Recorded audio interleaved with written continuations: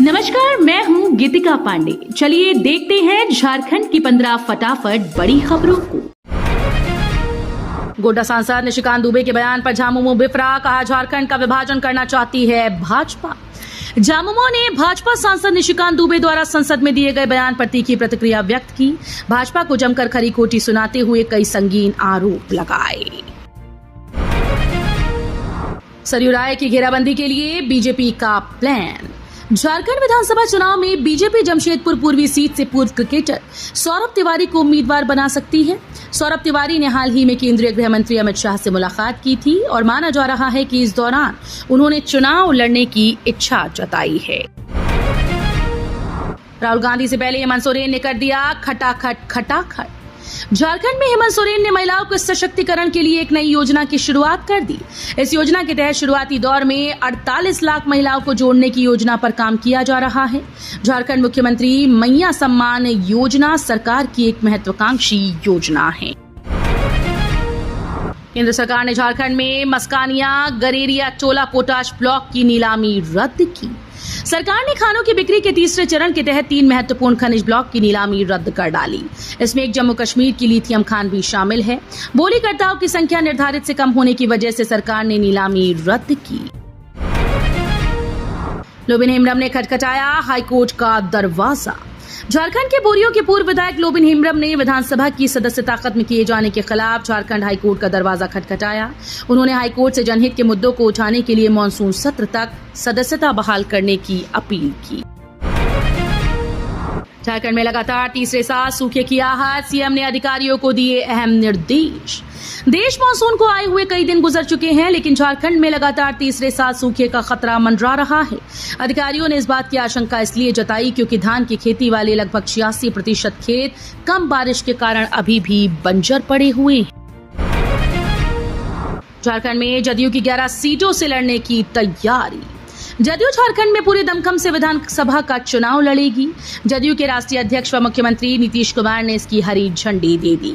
उन्होंने झारखंड जदयू को चुनाव तैयारियों में जुटने और जमीन पर जल्द काम शुरू करने का निर्देश दिया। झारखंड का राज्यपाल बनने के बाद संतोष गंगवार ने पीएम मोदी का जताया आभार। संतोष गंगवार को झारखंड का नया राज्यपाल बनाया गया। शनिवार देर रात इससे संबंधित अधिसूचना जारी कर दी गई। राज्यपाल बनाए जाने के बाद संतोष गंगवार ने प्रधानमंत्री मोदी के प्रति आभार जताते हुए नई जिम्मेदारी पर खरा उतरने की बात कही। मन की बात में बोले पीएम मोदी 15 अगस्त पर सेल्फी जरूर अपलोड करें। पीएम मोदी ने मन की बात में कहा कि पहले की तरह इस साल भी आप तिरंगे के साथ अपनी सेल्फी जरूर अपलोड करें। आपको एक और बात याद दिलाना चाहता हूं, हर साल 15 अगस्त से पहले आप मुझे अपने ढेर सारे सुझाव भेजते हैं। आप इस साल भी मुझे अपने सुझाव नमो ऐप पर जरूर भेजिए। मनु भाकर ने दिलाया भारत को पहला medal. Manu Bhaker Paris Olympics 2024 में भारत के लिए पहला मेडल जीतने वाली एथलीट बन गईं। उन्होंने महिलाओं की 10 मीटर एयर पिस्टल स्पर्धा में ब्रॉन्ज मेडल जीतकर भारत का मान बढ़ाया। मनु एलिमिनेट होने से पहले दक्षिण कोरिया की किम येजी से केवल 0 अंक पीछे थी। पूर्वी सिंहभूम में सिलिकोसिस बीमारी से एक आदिम जनजाति मजदूर की मौत। पूर्वी सिंहभूम में रविवार दोपहर को आदिम जनजाति समुदाय से आने वाले एक मजदूर की मौत हो गई। वो चकुलिया स्थित डोमेरो गांव का रहने वाला था। मृतक का नाम बोंदा सबर है। वो बीते 2 वर्षों से सिलिकोसिस बीमारी से ग्रसित था। रांची में कोलकाता के तर्ज पर रांची में लागू होगी ट्रैफिक व्यवस्था। रांची शहर की ट्रैफिक व्यवस्था को सुदृढ़ करने के लिए डीजीपी अजय कुमार सिंह की अध्यक्षता में बैठक हुई। इस बैठक के दौरान रांची शहर की ट्रैफिक व्यवस्था सुदृढ़ करने के लिए पुलिसकर्मियों की उपलब्धता और आवश्यकता पर जोर दिया गया। एनआईए ने दाखिल की नक्सल हमले के केस में चार्जशीट। राष्ट्रीय अन्वेषण अभिकरण ने झारखंड में सुरक्षा बलों पर हमला करने के लिए नक्सलियों के द्वारा रची गई साजिश में कथित संलिप्तता के लिए एक अन्य आरोपी के खिलाफ आरोप पत्र दाखिल किया।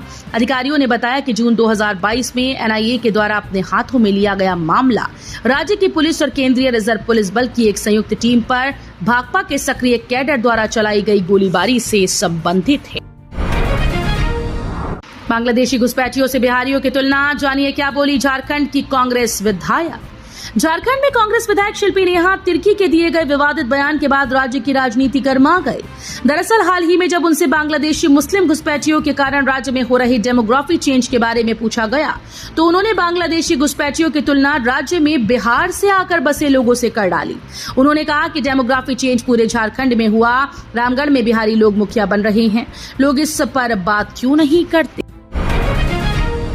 बच्चे के करीबी इंसान को देख भड़की मां, जू कर्मचारी ने गंवाई जान।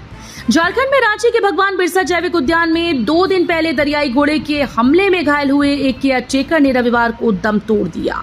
इस बारे में जानकारी देते हुए चिड़ियाघर के एक अधिकारी ने बताया कि मरने वाले की पहचान संतोष कुमार महतो के रूप में हुई, जिनकी उम्र 54 साल थी।